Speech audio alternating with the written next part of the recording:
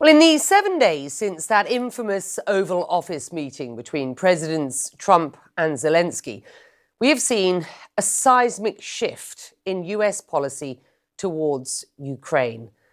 It's had real-world implications. A pause in US military aid and intelligence sharing, and a wholesale rethink about transatlantic relations. I want to connect you to some of the analysis that I'm seeing on this rapidly moving story. Starting with some of the most fiery and viral out there. This from centre-right French Senator Claude Malhuret in his own language with subtitles. Le bouclier américain se dérobe, l'Ukraine risque d'être abandonnée, la Russie renforcée. Washington est devenu la cour de Néron, un empereur incendiaire, des courtisans soumis. Well, spoiler alert, the court of Nero, to which Washington, D.C. was compared in that clip, didn't end well. Malhuret goes on to call Trump's actions a betrayal, but points out a silver lining. Le choc est violent, mais il a une vertu. Les Européens sortent du déni. Ils ont compris en un jour à Munich que la survie de l'Ukraine et l'avenir de l'Europe sont entre leurs mains. Look, Europe seems to be experiencing real existential fear. Fear that is motivating the bloc to mobilise not only its own defence, but reportedly toward a reasonable end of fighting.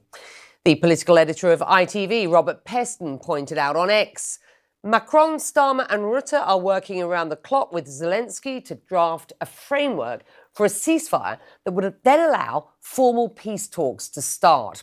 Trump has, if anything, massively increased the importance of formulating such a ceasefire plan as expeditiously as possible. So if Mr. Trump wants peace in Ukraine and a Europe that pays for its own defence, he's making progress towards those goals. But the way in which he makes gains matters. If he sides with a dictator over a democracy, that matters.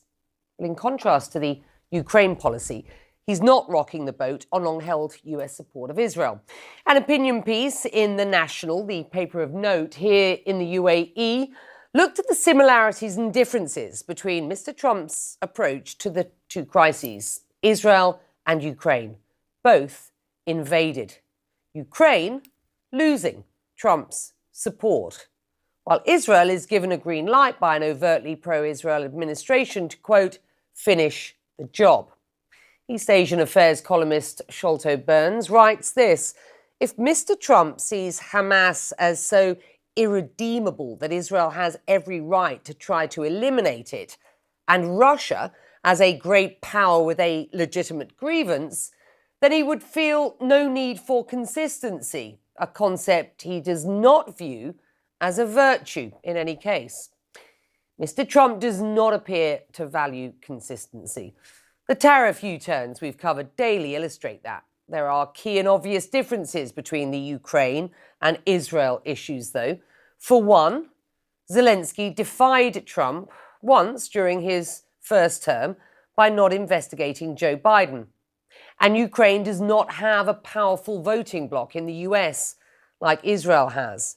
But even if the Israeli Prime Minister, Benjamin Netanyahu, is in lockstep with Mr. Trump, it's worth asking, will the US administration keep Israel's priorities front and centre in its new direct talks with Hamas, or will the Trump team put America first again?